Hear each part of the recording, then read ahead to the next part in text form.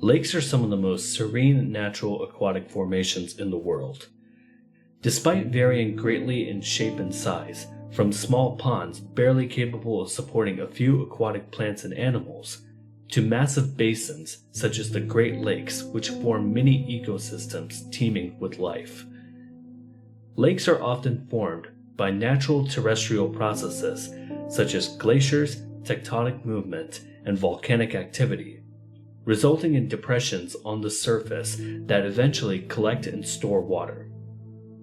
For some larger depressions, the water retained is so massive that it creates entirely new ecosystems, providing habitats and resources for plants, animals, and people, the latter of which have used these bodies of water in many ways, ranging from exploration to farming to fishing.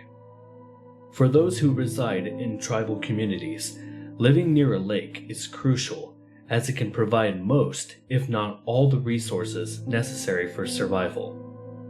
But like everything else on our planet, lakes present their own set of dangers, often resulting in tragic events such as drowning, aquatic vehicle accidents, flooding, and animal attacks. But in Central Africa, some lakes can kill people while they are standing well outside of its boundaries.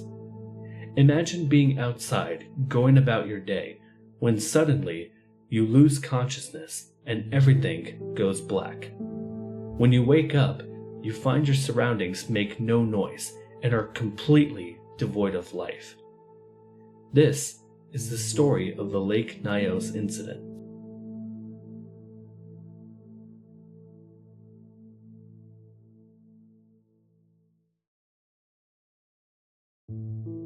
Lake Nyos is a crater lake located in the Central African country of Cameroon. It is situated in a volcanic plain in the Cameroon Line, a 1,000-mile-long chain of volcanoes stretching from Mount Cameroon to the Gulf of Guinea, and forming a natural barrier between eastern Nigeria and the western region of Cameroon. The lake sits in a crater on the edge of a volcano in the Oku volcanic field, located 50 miles beneath its surface. Across Cameroon, there are weak spots in the crust where magma rises from the second layer of the planet, known as the mantle, and shoots up towards the crust very quickly, carving a tube towards the surface. As it reaches the surface, the magma erupts and forms a cinder cone volcano, the name given to the type of volcano we most likely visualize when asked to describe one, with its iconic shape of an upside-down cone with steep hills and a crater at the top.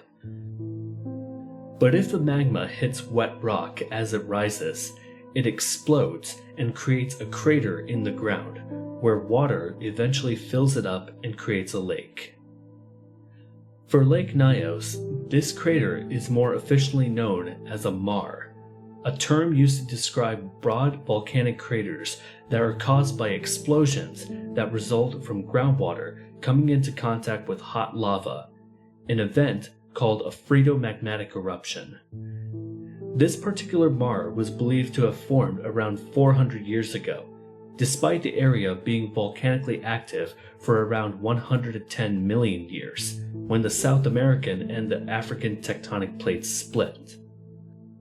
The lake is very deep, with the lowest point reaching almost 700 feet. This, in turn, creates thermal stratification, meaning layers of water closer to the surface are warmer and less dense in comparison to the layers located near the bottom, which are colder and more dense. At the bottom of the lake, the tube where magma originally arrived from extends about 3 to 6 miles beneath the crust. Underneath the tube is a bed of magma with large amounts of carbon dioxide percolating into the lake due to pressure differences. It is due to the density of cold water that the carbon dioxide remains at the bottom. The supply of carbon dioxide from the magma, combined with the pressurized forces of the cooler and denser water, would mean very little if not for the events that took place in 1986, on the night of August 21st and the following morning of August 22nd. On the night of August 21st, 1986, rural farmers in the village of Nyos reported hearing a loud and ominous sound similar to an explosion or crash. Almost immediately, they saw a massive white cloud collect over the lake, prompting them to believe the sound they heard was the sound of thunder, and that the cloud was a sign of rain due to arrive shortly. The village was split into two parts, Upper and Lower Nyos. Upper Nyos sits on the high ground near the lake and provides a better view of it, while Lower Nyos sits in a valley below the lake. Residents from both parts of the village stood outside and looked towards the lake, hoping to get a better look. They soon noticed a strange smell and almost immediately dropped to the ground and lost consciousness. On the morning of August 22nd, a subsistence farmer named Ephraim Che woke up groggily and tried to stumble outside of his clay hut. Ephraim remembered seeing a cloud the night before, believing his fields would receive rainfall the following day. He went outside and was expecting to see rain-soaked crops, but instead, they were as dry as they were the night before. Soon thereafter, Ephraim became aware of something more frightening. There was no sound at all. No mooing cattle, no singing birds, no screeching baboons, no annoying buzzing from insects, no sign of farmers working or children playing. Concerned by the apparent lack of noise, Ephraim began to run across the edge of the lake, which had changed overnight from a stunning blue color to a reddish hue. As he began to run, he heard his first sign of life, a woman shrieking and screaming bloody murder. Running towards the direction of the screaming, Ephraim ran further along the edge of the lake to find a woman screaming frantically and attempting to rip her clothes off of herself. It was his neighbor Halima Sule, a cowherd who, like Ephraim, was expecting rainfall the following morning after seeing the white cloud formation over the lake, before suddenly smelling something off-putting and almost immediately losing consciousness. But it was not just the woman's frenzied screaming that made Ephraim's blood ran cold. Surrounding the distressed cowherd were the bodies of around 400 cattle and over 30 members of her family, some of them being her children. After coming to his senses, Ephraim, rather than staying with Halima, decided to run to the main trail that took him towards Lower Nyos. When he arrived, he was expecting to hear the liveliness that he associated with the village, such as vehicles, workers, mischievous children. But just like Upper Nyos, this part of the village was also completely devoid of sound.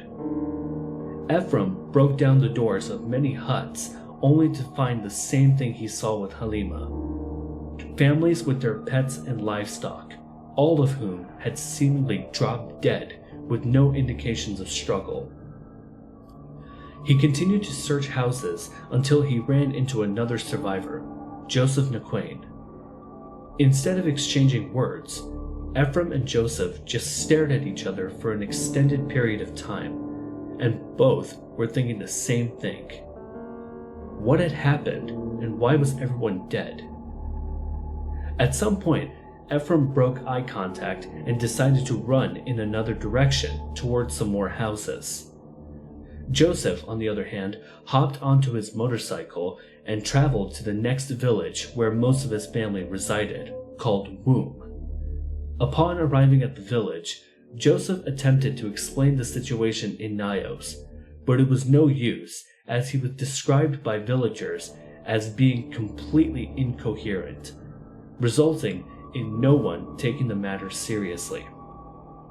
It wasn't until a few villagers in Womb traveled to Nyos that they discovered the bodies of people and animals and realized Joseph was telling the truth. Days after relaying this information, reports of the matter made international headlines.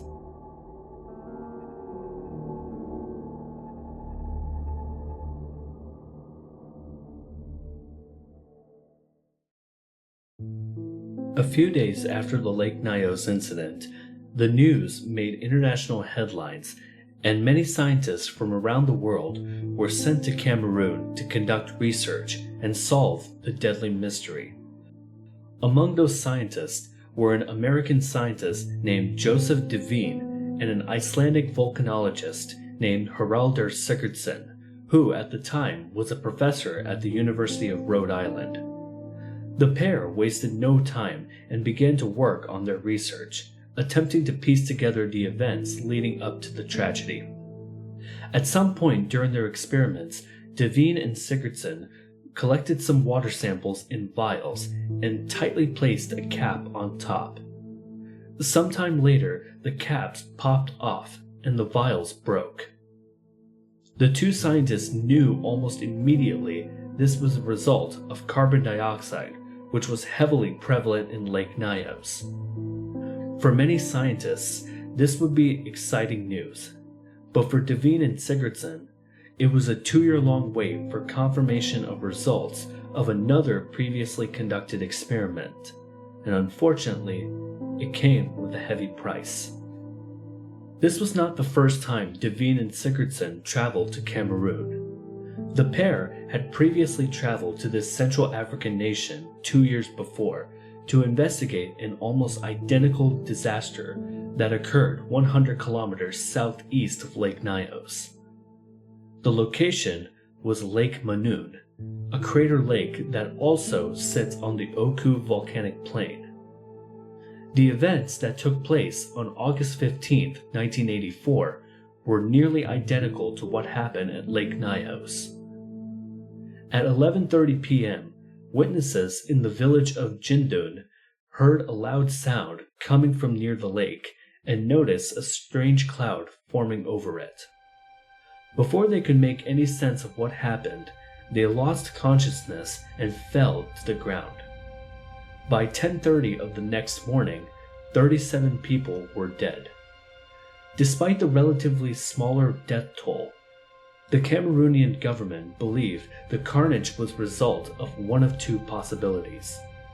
Either someone had poured a bunch of chemicals into the lake, or this was an act of terrorism.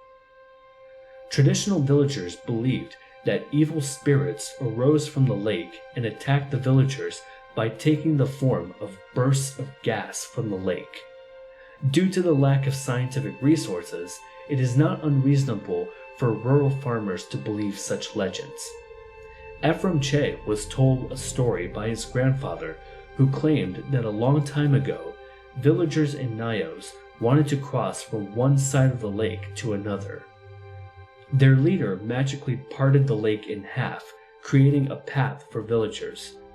But when a mosquito landed on him, he tried to swat it, resulting in him losing his grip on the lake and drowning the villagers.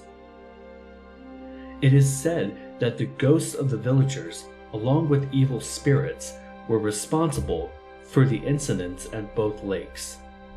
Of course, the scientific community rejected such claims, and after the tragedy at Lake Manoon, several teams of scientists were brought in from around the world to provide a more reasonable answer. Devine and Sigurdsson ran the same tests on the water as they would later do for Lake Nyos, and discovered the same thing. Large amounts of carbon dioxide were present in the lake, and somehow it produced what Sigurdsson named an unknown natural hazard. Sigurdsson published a scientific paper detailing his findings relating to the events in Lake Manoon and sent it to a prestigious American journal called Science, which rejected his notion of an unknown natural hazard for sounding too far-fetched and outlandish. 2 years later, history would repeat itself with the Lake Nyos incident, and this time, with a vengeance. After some more tests were conducted, scientists were able to determine with reasonable certainty what caused the villagers to suddenly drop dead. It is not known what caused the noise, which eyewitnesses described as thunder or an explosion, but the most accepted theory was a landslide.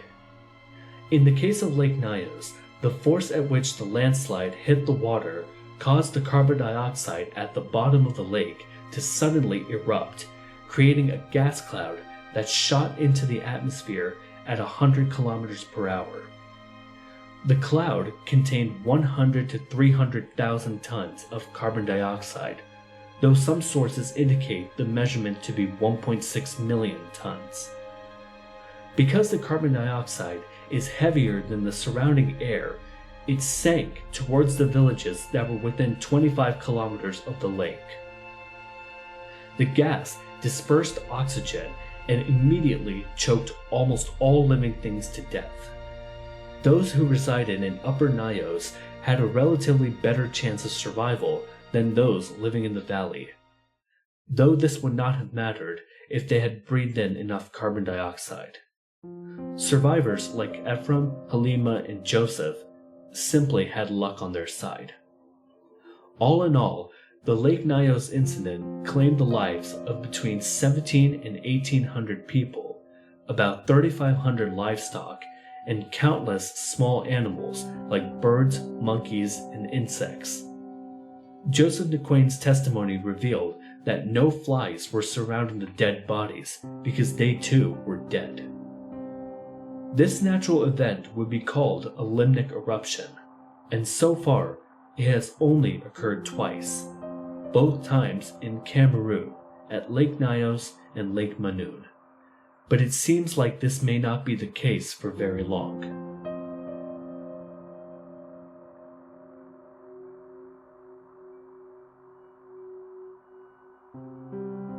For a limnic eruption to occur, 3 elements must be present. First, the lake must be very deep. If very little water is holding down gases at the bottom, only a small disturbance is needed to release it, such as a strong wind. The further down you travel, the higher the water pressure becomes. Every 10 meters below the surface adds 1 atmospheric unit of pressure. In a lake whose depth extends to 100 meters, 10 atmospheric units of pressure hold the gas at the bottom, which cannot be disturbed by wind. Secondly, exploding lakes occur in the tropics due to a warm and stable climate. In locations with more variance in climate, exploding lakes do not occur. During the cooler months in fall and winter, the air becomes colder and denser and sinks to the bottom, which allows the carbon dioxide to reach the surface and eventually be expelled. But because the carbon dioxide is released yearly, the chances of killing living things in its proximity are eliminated. In tropical climates, the layers of water and gas are held year-round, and due to thermal stratification, the topmost layers of water are kept warmer and less dense than those at the bottom, which are dense enough to keep the carbon dioxide gas trapped. For the gas to escape and create a limnic eruption, 1 more element is required: a massive trigger, such as a landslide, earthquake, or even excess gas, allowing it to breach the water at a swift speed, causing an explosion of water and carbon dioxide capable of killing any living thing in its path.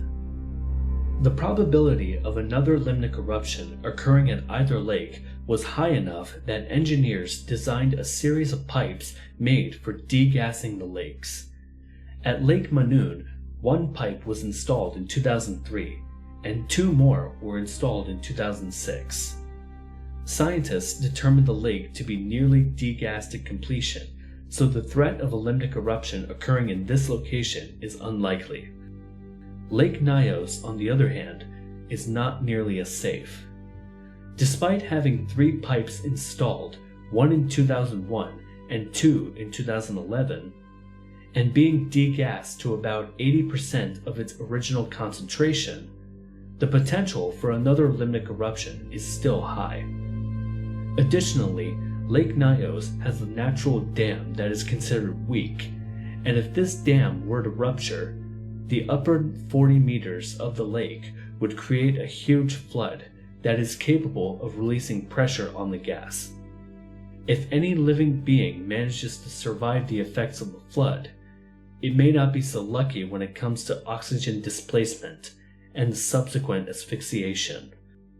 Currently, there are only 2 recorded accounts of a limnic eruption, but recently, a third lake seems to be showing signs of a potential eruption. Lake Kivu is one of Africa's Great Lakes. It lies on the border between Rwanda and the Democratic Republic of the Congo, or DRC, and is located about 2,000 kilometers west of Lake Manoon. Studying the sediment, geologists found evidence of massive localized extinctions that occurred once every millennium.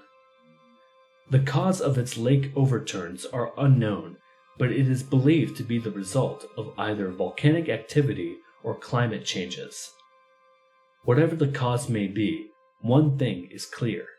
A limnic eruption at Lake Kivu is significantly more dangerous and would completely dwarf those at Lake Nyos and Lake Manoon. To start, Lake Kivu is about 2,000 times the size of Lake Nyos and contains about 256 cubic kilometers of carbon dioxide. If this were to be released, it would almost certainly be a death sentence for the 2 million people who reside near it. Additionally, the lake contains approximately 65 cubic kilometers of methane, which are fed into the lake via volcanic vents. Scientists hypothesize that interactions between volcanoes and the water could potentially spark a methane explosion, triggering a tsunami. The amount of carbon dioxide subsequently released would be equivalent to 5% of the world's greenhouse gas emissions, and would be more than enough to suffocate locals who live near the lake. On May 22, 2021, this almost became a reality.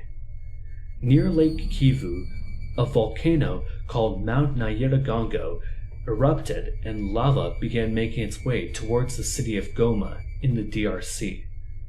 Several villages were destroyed, dozens of residents were killed, and almost 500,000 others were forced to flee their homes.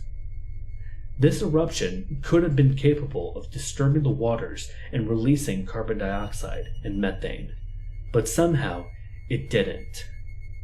If naturally occurring events don't trigger a lake overturn, then perhaps human activity will.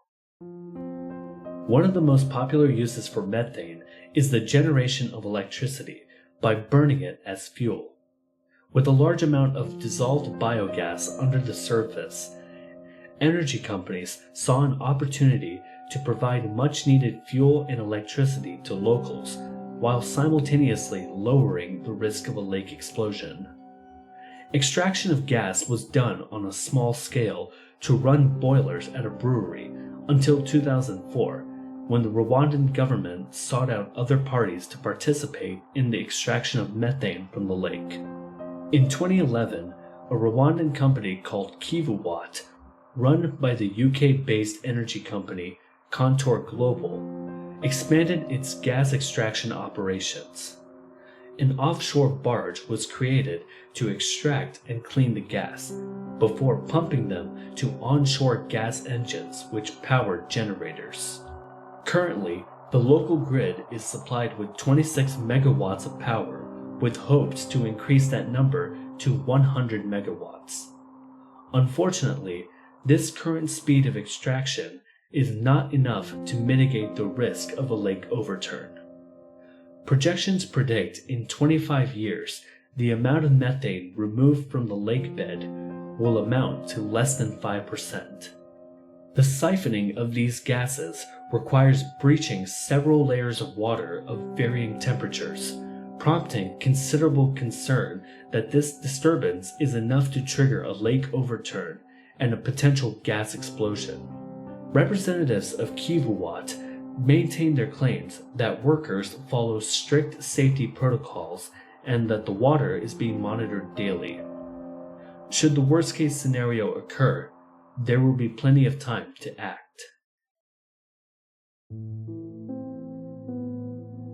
Despite the rarity of such events, the 2 limnic eruptions on record have proven extremely dangerous. The pipes installed on Lake Nyos and Lake Manoon have removed a considerable amount of dissolved gas.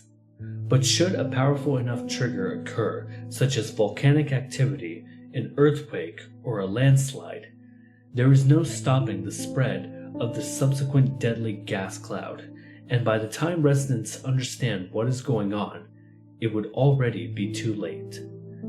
The danger at Lake Kivu is exponentially worse, with the threat of both a limnic eruption and a gas explosion. Despite using the gas to their advantage in providing power and lowering the gas concentration in the lake, many people who live nearby fear they will be the next victims should something go wrong.